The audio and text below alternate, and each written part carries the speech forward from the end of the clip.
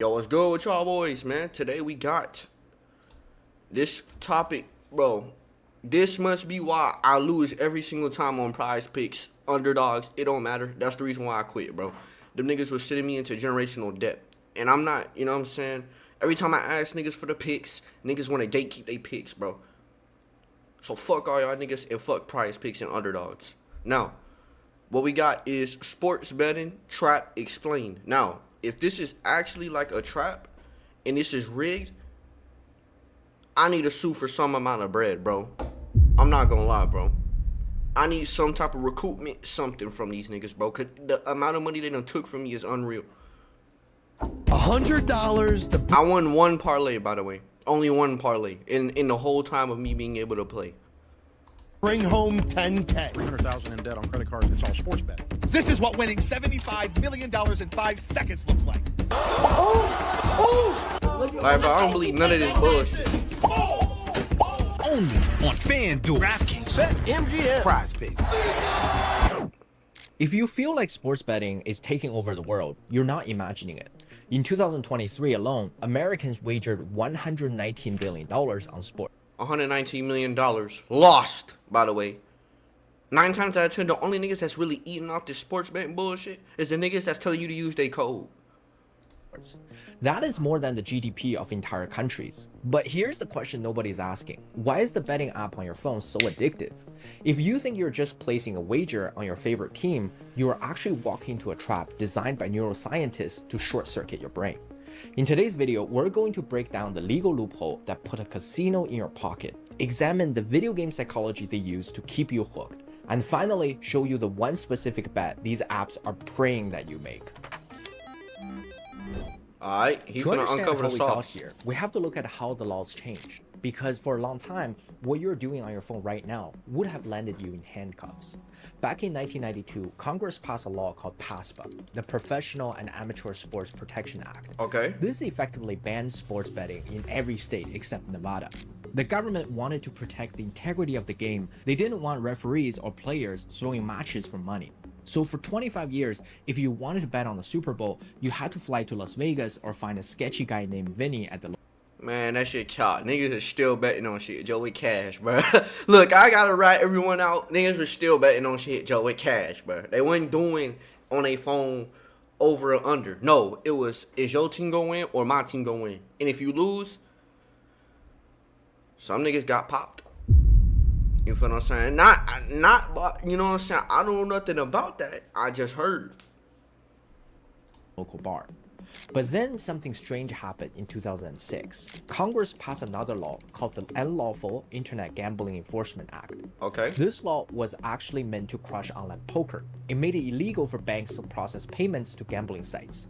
But tucked away in the text of that law was a tiny exemption, a few lines of text that would eventually change the entire American economy. The law said that fantasy sports were not gambling because they were games of skill, not chance. Now, at the time, fantasy sports meant a bunch of office workers drafting a team for the whole season and putting $20 in a pot. It was slow, harmless, and social. But two companies, FanDuel and DraftKings, saw that exemption and realized they could drive a truck through it. They thought, if season-long fantasy is legal, why can't we do daily fantasy? Instead of waiting 6 months to win, you could draft a team in the morning, watch the games at night, and win the money by bedtime, and then do it again the next day. Technically, it was still fantasy sports, but functionally, it was sports betting. And because of that 2006 loophole, they were allowed to operate in almost every state, building massive databases of users and normalizing the idea of betting on your phone. And taking all my fucking money. That's what they did, cause that's what they doing. You feel what I'm saying? Look, bro, honestly, I don't even remember the last time I put in a parlay. Actually, let's go look, bro. Let's go look. Let's go look real quick.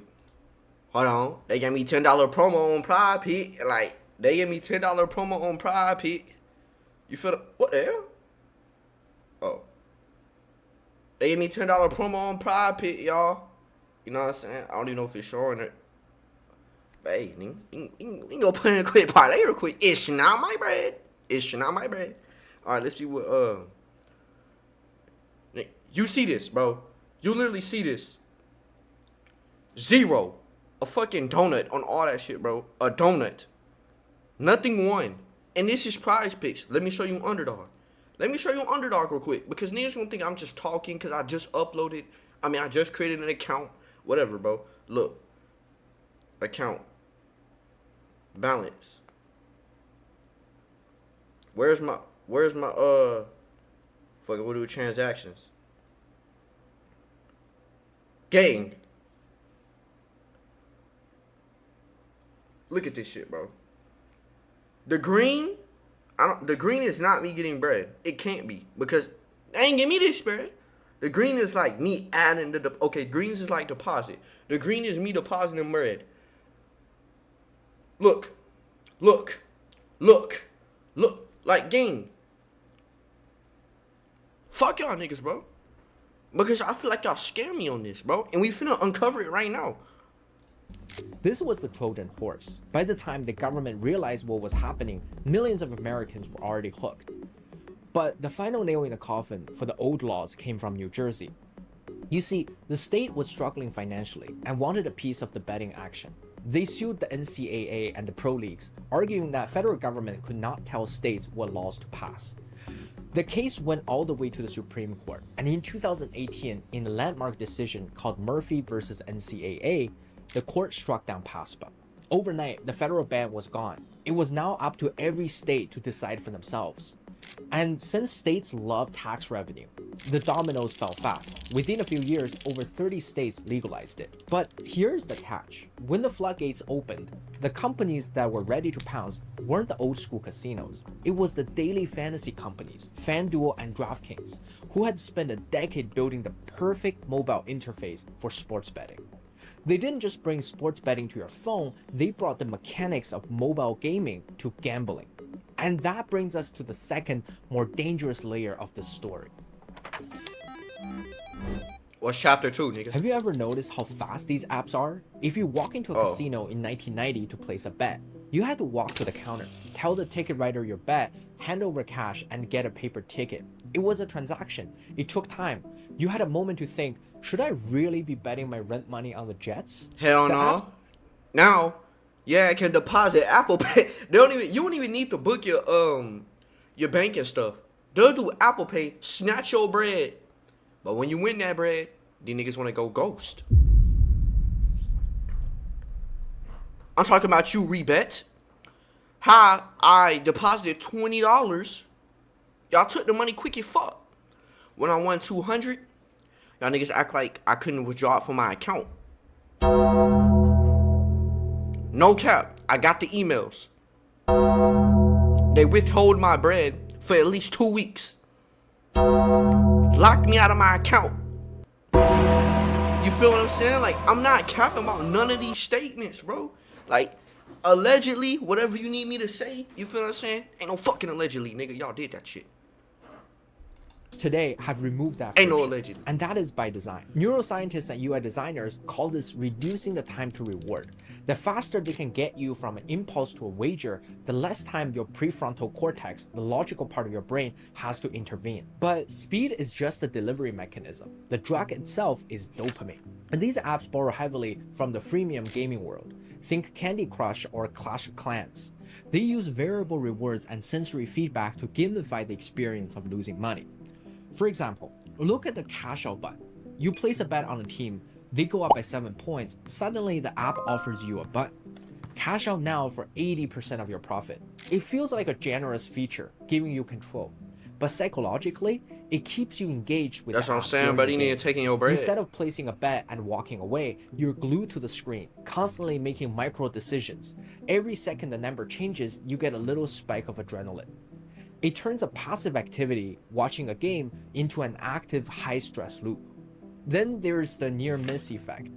In slot machines, if you get 2 cherries and a lemon, the machine flashes lights and plays a sound that is almost as happy as a win. Your brain registered this not as a loss, but as I almost won. Sports betting apps do the exact same thing. Let's say you bet on a player to score 20 points. He scores 19. A rational brain would say, I lost money. I was wrong. But the gambler's brain, hijacked by the interface, says, I was so close. Fucking no, dude. That's happened to me so many times, bro. That's happened to me so many times, bro. We're looking at the psychology behind this shit, bro. Fuck sports betting, bro. I got retired from that shit. You know what I'm saying? Unless you niggas would stop fucking gatekeeping and just give me the picks without me having to pay $5 to get in your fuck ass Discord. You just need to tweak it a little bit the next time. This near miss why can't we all releases just eat? dopamine almost identical to a win. It encourages you to chase the loss immediately because you feel like the win is right around the corner. And the apps know this, and this is why immediately after a loss, you will often get a notification for a boost offer. They want to catch you in that vulnerable state of almost. They also use bonus bets or risk-free bets to get you started.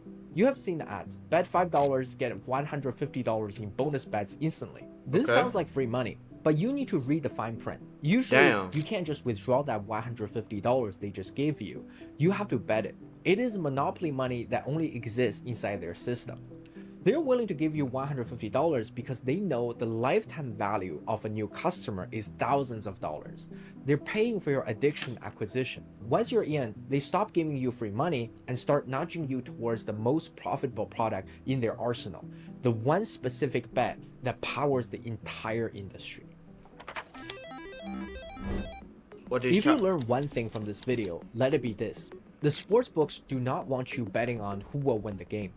If you bet $110 on the Chiefs to win and they win, you profit $100. The sportsbook only makes a small commission, usually called the VIG or the juice, which is about 4.5% to 5%. That is Okay. a razor-thin margin in a sports world. If some sharp bettors got lucky, the sportsbook could actually lose money on that game. So they need a product with a higher margin, a product where the math is so heavily stacked against you and they effectively cannot lose. And the answer to their prayers is the parlay. A parlay is when you combine multiple bets into one ticket.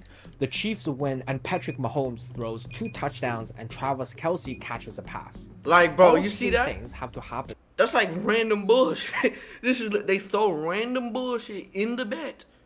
So maybe the Chiefs win and maybe Travis catches a pass, but Patrick's only throw 1 touchdown. Or Patrick throw 2 touchdowns and the Chiefs don't win, but Travis catches his pass. You see how like it's so much possibilities just with these 3 legs?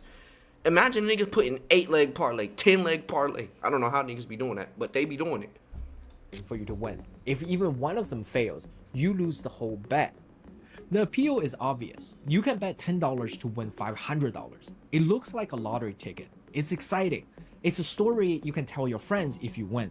But here's the math they Ain't hide never from worked. you. On the street bets, meaning betting on one single game, the sportsbook keeps about 5% of the money wagered. On a parlay, the sportsbook keeps on average 30% or more. In some states like New Jersey, parlays account for huge chunks of sportsbooks' revenue, even though they make up a smaller percentage of the total handle. Why is the margin so high? Because the fuck the probability of companies. hitting a multi-leg parlay drops off a cliff, but the payout does not rise fast enough to match the true risk. Let's do the math. Imagine a simple coin toss. It's a 50-50 chance. In a fair world, if you bet $10, you win $10 in profit. You double your money. Now, if you try to predict 2 coins flips in a row, that's a parlay. It gets much harder. You only have a 25% chance of getting it right. Mathematically, to make that bet fair based on the risk, the app should pay you $30 in profit on the same $10 bet. Okay. But they don't. They will typically pay you about $26. They're shaving value off the top, and they shave it every single time you add a leg to the Now, this parlay. is facts, By the though. time you have an 8-leg lottery tickets, the house edge is so astronomical, sometimes over 40%. This is why every promotion you see is for a parlay. They are incentivizing you to play the game where they have the biggest advantage. Think about it. Nah, chat. So what he's basically saying is the leg parlays you do is not rigged, but it's mathematically going against you. Versus if you just do, I may be developing a method, or I may just be tripping. Say you do 1-leg parlays, right? You can do multiple 1-leg parlays. I don't even know if the apps will let you do that. But say you do 1-leg parlays, right? But just do simple plays like this team will win over this team. Yo, just try it. not financial advice, when you come back to this video, this is what you're gonna say. You know what I'm saying? Because like I just cooked up. Okay, what the fuck? I just cooked up possibly the best parlay. When was the last time you saw a casino offer a boost on a blackjack hand? Never, because the margins are too tight. But they offer boosts on parlays constantly because it is the most profitable item on the menu. Recently, they introduced the same game parlay. This was a genius invention by the sportsbooks. In the past, you couldn't parlay Chiefs to win and Mahomes to throw 3 touchdowns because these events are correlated. If Mahomes throws 3 touchdowns, the Chiefs are likely to win. The old math didn't work for the books. So now they rebuild their algorithms to allow it. Now you can bet on every tiny micro event in a single game. It creates an illusion of knowledge. You think, I know the Chiefs offense so I can predict exactly what will happen. But sports are chaotic. Anything can happen. A receiver slips, a penalty cancels a touchdown, a coach decides to run the clock out. One random event kills your 10-leg parlay. You lose your money, but you tell yourself, I was so close, just one leg missed. And you bet again, and that's what they're counting on. This shit actually psychological warfare. So we have a legal system that allows it, an app built to addict you, and a specific bet type designed to drain your wallet. What is the result?